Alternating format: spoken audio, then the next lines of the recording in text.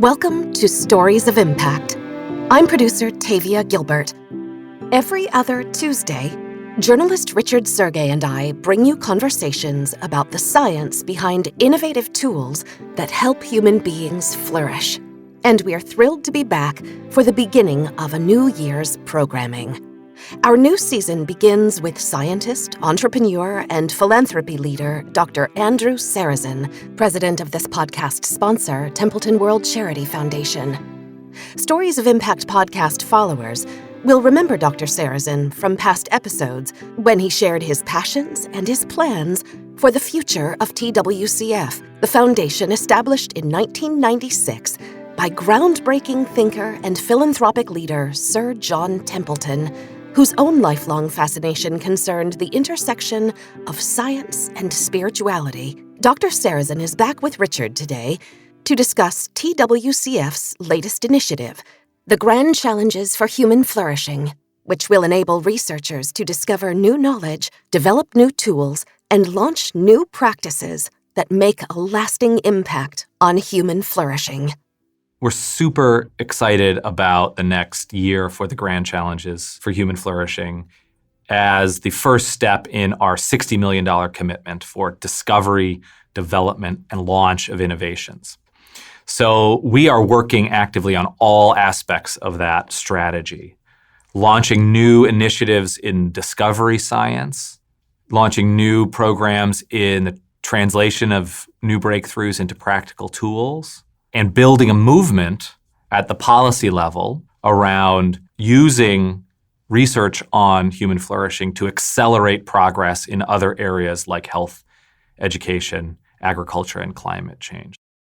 What inspires the interest in human flourishing? There's something special about our place and our purpose on this planet ever since the creation of art and writing on cave walls, or the first legal codes, the first descriptions of rituals. I think there is this sense of seeking something, seeking to reach our potential, seeking out to be in touch with something beyond yourself. Those are all questions, I think, wrapped up into this aspiration that we have. How do human beings flourish? Under what conditions does humanity flourish? And how do we promote that flourishing in societies and individuals around the world? The topic of flourishing really is the most important question facing humanity today, that there's no one around the world who hasn't asked themselves in the past year, what is life about? What makes it worth living? How can we live a good life? How can I flourish? How can I ensure the flourishing of my family members? And those are the questions really at the base of what it means to be alive that we are probing through this call for ideas. How does Dr. Serazin define human flourishing? Strong social relationships are really part of what we mean by flourishing, that you can find mutually positive, close social bonds that allow you to weather a lot of the challenges that one faces in life. It's about having agency to deal with physical and mental health challenges, about finding meaning and purpose, which are deep human needs that we have, in the context of mutually supportive, positive relationships. We flourish when we can find meaning and purpose in our life, and when we have the agency to navigate the physical and mental health challenges that we all face.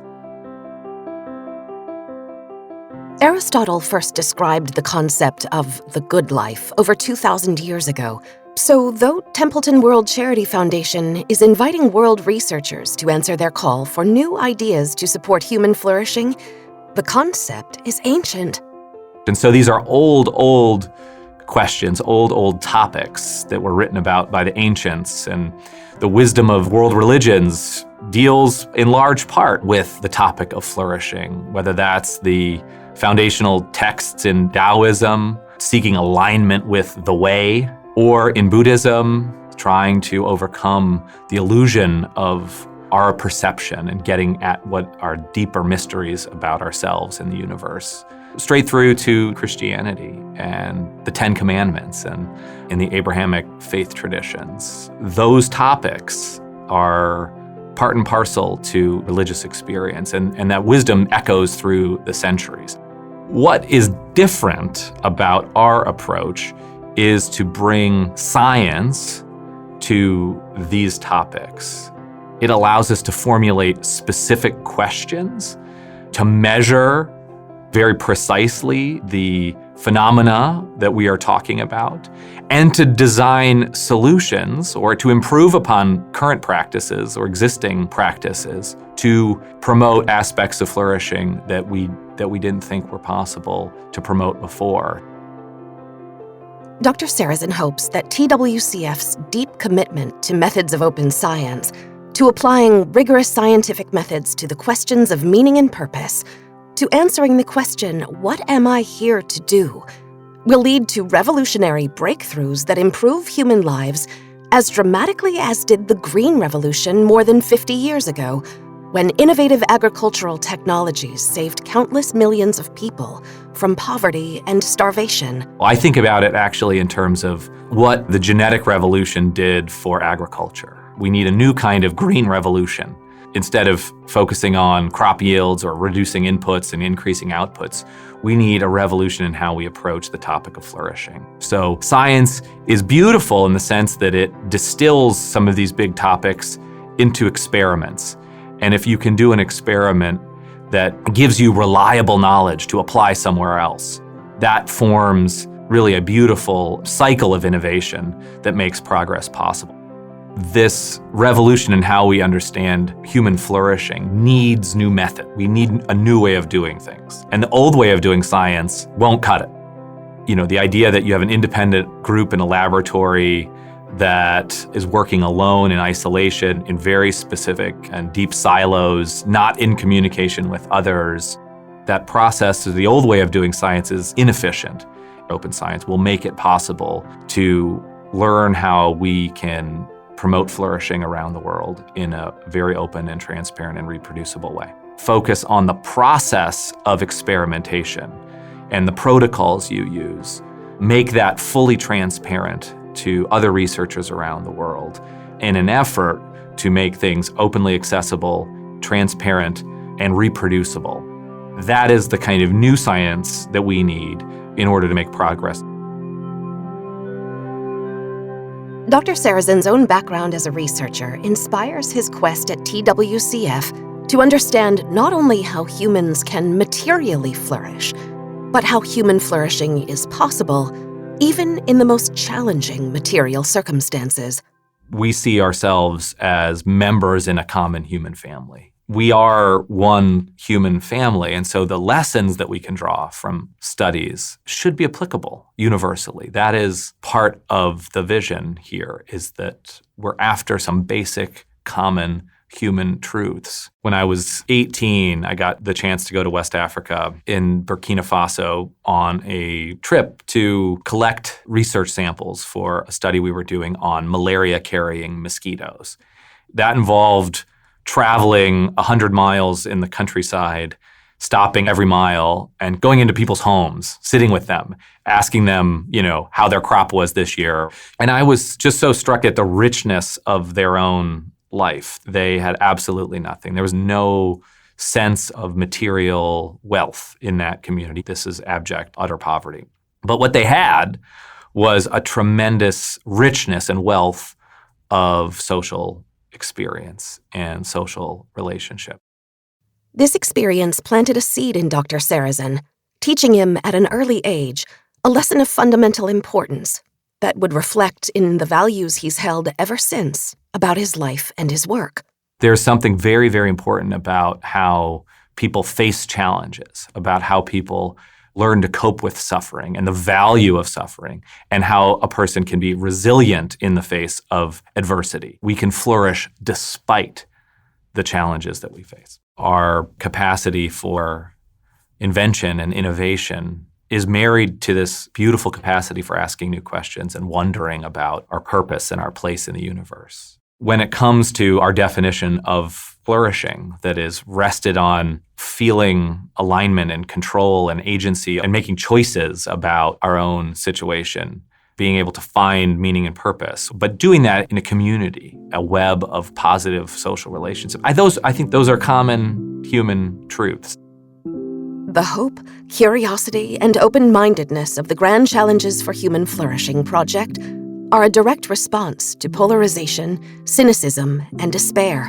We are in unprecedented times. We're in uncharted water due to our own technological success, due to spread of people around the world, due to spread of information, due to the creation of cities and provision of food resources. Where we are in that journey as a human species means that the disruptions we face will happen faster, with more destructive potential than ever. We are in a kind of an existential crisis. And the response from my point of view was not to lose heart, actually. It was to say our work is doubly important, to move beyond easy solutions, silver bullets, and to really take seriously the idea that we need good people in order to create a good future. We cannot rely on governments or technology companies or the authorities that have served as institutions in the past. We need to create this future for ourselves. The response that I have and the response that the foundation has is one where we don't focus on pessimism or existential pessimism. Rather, we have existential hope. That absolutely needs to be accompanied by the action that's necessary to navigate the next 100 years. What research uniquely embodies the values and the vision of Sir John Templeton and Grand Challenges for Human Flourishing? One project we're funding at the moment is to integrate compassion and kindness into primary healthcare settings in low and middle income countries and see whether if you can improve the training and curriculum developed for compassion and kindness as a trait that is part of the healthcare system, that you can improve maternal mortality rates, that you can change childhood vaccination rates, that you can change the provision of mental health care services. So that's an example of what we mean of focusing on a core belief of compassion and kindness, and whether that can shift an outcome such as health systems performance. There's similarly other examples like in education where seeking truth and thinking critically about the information that a child receives and thinking about measuring the impact of that kind of approach towards education and how that could improve the science and math scores of learners around the world. So that there's a link between these topics, meaning and purpose and truth and close social relationships and gratitude and humility and compassion, and linking those directly to outcomes that are critically important for the world.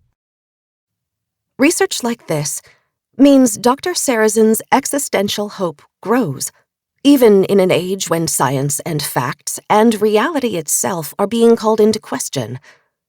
How does he believe those extraordinary challenges can be answered? In dealing with any complex topic, we have to come at this from the point of view that the decisions people make are actually based on a set of factors. Some are rational factors, and some are, factors driven by these limitations of our own mind.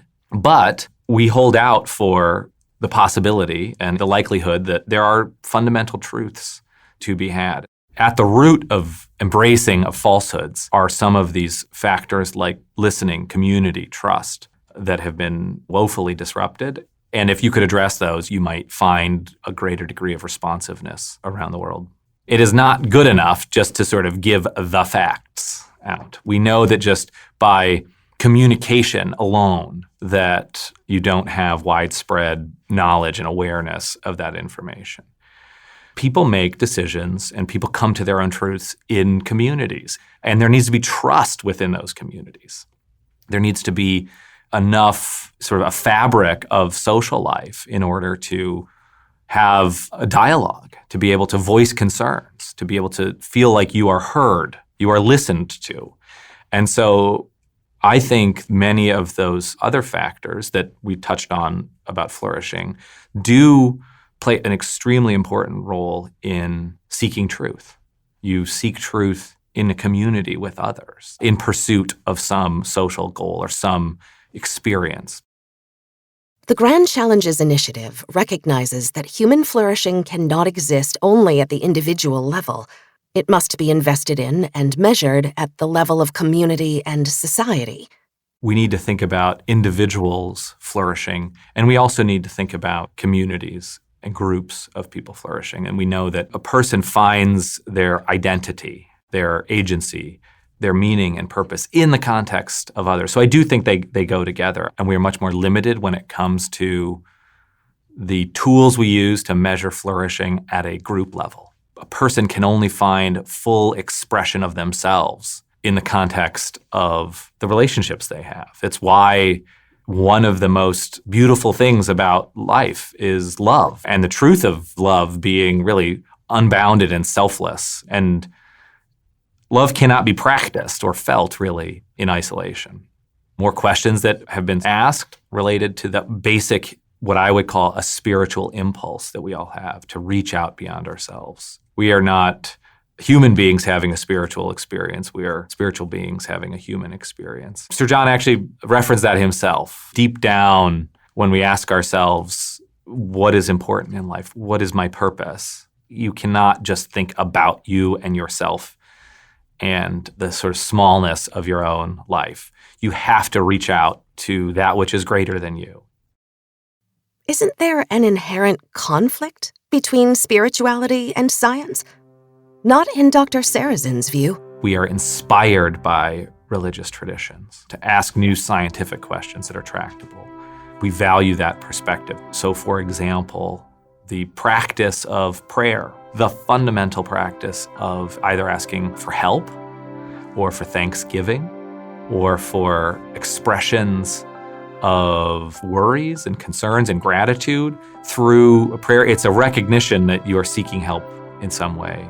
We are taking those practices and asking the scientific question, which is, what are the mental and physical health implications of prayer for yourself and for your relationships with others? All of these different practices we see as sources of innovation, sources of new ideas, sources of new studies to be done. It's a sort of process of innovation that we put on these fundamental spiritual practices.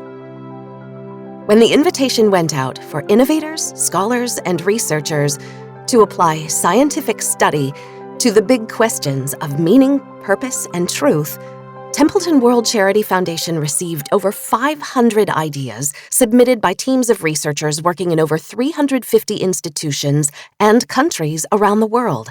From that pool, 11 initial awardees were selected. So, what happens next?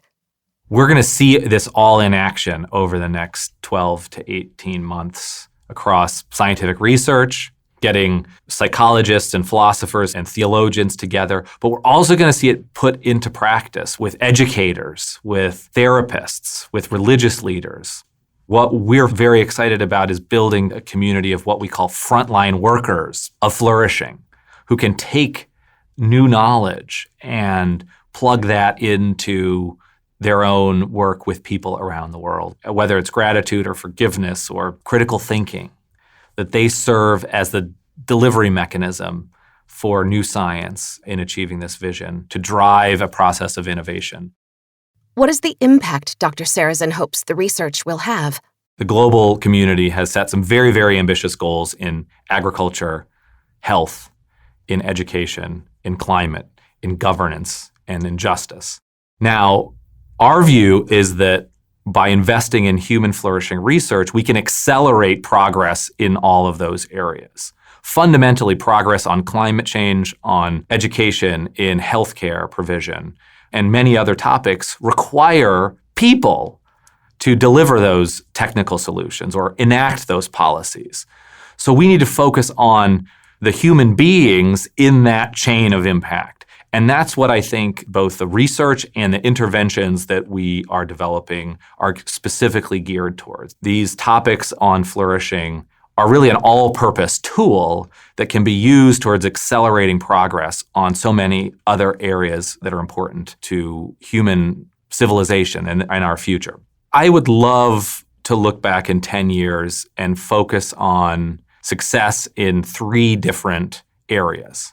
One is that we've excited a whole new generation of researchers around the world who can feel successful in their own lives, in their own careers, by focusing on these topics.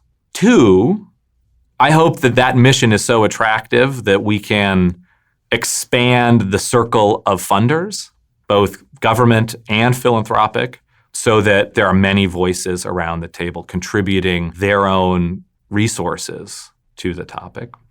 And lastly, and I think very importantly, that we've been able to show practical impact and relate that impact to other areas that people care about.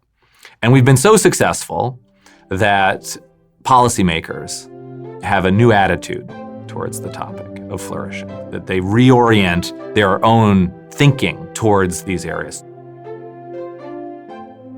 Sir John Templeton and Dr. Serazin share curiosity and a mutual embrace of the seeming paradox between science and spirituality.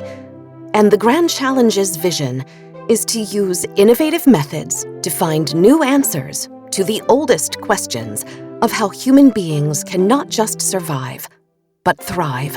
Immanuel Kant has this great quote, "Never out of the crooked timber of humanity was ever a straight thing made," which just means when it involves people. That's part of the beauty of it, is that, yes, serendipity and spontaneous order that can emerge, and a symphony all of a sudden flowers and we can see it. But it's not planned. It's not an engineering project, ultimately. It relies on the goodwill of people. I think a lot about surprise and laughter and being comfortable with paradox. There's some wisdom we get from the Zen tradition of statements which are paradoxes that reveal some kind of greater truth. For me, flourishing entails being comfortable with the paradoxes that we experience, to be comfortable with our own smallness, but nonetheless our own power at the same time. And out of that, I think, comes the most joyous, hilarious, most beautiful experiences that we can have. That's what flourishing is for me, is to be able to be present for when those moments of spontaneity and wonder happen, despite a limited lifespan, despite, pain that you feel. That's what it means to be human for me. This season on the Stories of Impact podcast, we're bringing you the voices of world leaders in science, medicine, psychology, theology, music, dance, and more, all of whom join Richard in conversation about their definition and experience of human flourishing. Over the next year, we'll hear from Dr. Deepak Chopra, founder of the Chopra Foundation, a nonprofit entity for research on well-being and humanitarianism. If you have meaning and purpose in your life, if you have worthy goals that are not only about you, and if you know how to make other people happy by giving them attention, affection, appreciation, and acceptance, then that's the fastest way to be quote unquote happy. When you make somebody happy, you automatically feel happy. Dr. Shirley Ann Jackson, president of Rensselaer Polytechnic Institute and National Medal of Science recipient, will share her thoughts about the parallels between science and faith. I've always operated from the frame that faith is the evidence of things not seen, and science is about discovery and proof. And so one is learning about oneself. One thinks about it from the religious frame, that one is learning about the world and one's relationship to it in the scientific frame. And so I've always operated that way, but also what it means to me, it's not just about me. It is about feeling an obligation to help other people. We'll bring you a conversation with Dr. Laurie Santos, Yale University professor of psychology and host of the Happiness Lab podcast, who will offer her perspective on meaning and purpose. All the research shows that meaning and purpose are critical to human flourishing. I think the problem is where we find our meaning, where we find our purpose. We assume that a good life involves a rich life and a life of lots of material possessions, a life of accolades. But when you look at the science, what you find is that all of those things don't necessarily lead to a flourishing life. The happiness boost that you get from winning the lottery, from getting the perfect job, those happiness boosts are pretty short-lived unless they come with other things that give you purpose and meaning in life. Wynton Marsalis, multiple Grammy Award winner and recipient of the National Humanities Medal, will share with us how music helps humans flourish. Music teaches you how to listen harder than you play, because most of the time your experience is listening. That's why I always love to play with great musicians, because I'm going to be spending a lot of time listening. And it's the way to understand, because listening has to come before understanding. And Judith Jamison, American dancer, choreographer, and artistic director emerita of Alvin Ailey American Dance Theater, will offer her path to flourishing. What makes me flourish is being around dancers, just being around them, and working with them and feeling that energy coming off of them. We're all there, and we're all after the same sublimeness. When that happens to you, I can't even explain it. It's like your feet are not on the ground. They are above the ground. We're excited to bring you those conversations and many more. We'll return in 2 weeks with our next episode, a discussion of the science of spirituality with Casper ter Kuile and Reverend Sue Phillips, two of the co-founders of Sacred Design Lab. Here's a preview with Reverend Phillips. So much grounding transmission of traditional wisdom, stories and songs that have sustained humans for countless hundreds and thousands of years, stories of resilience and celebration and mourning and suffering and survival. Those sound like abstract concepts, or they can, but to my mind, what they are, they're people's ability to survive life that gets transmitted in religious life. And that is desperately needed now, at least more than ever. And I think that's part of what is at risk in this moment of declining participation in the pathways that have defined religious life in the past that are so utterly in a moment of change. Stay tuned for the full interview. In the meantime, if you liked today's story of impact, we'd be grateful if you'd help us reach new audiences by taking a moment to follow the podcast and to rate and review us. Join us on social media on Twitter, Facebook, or Instagram.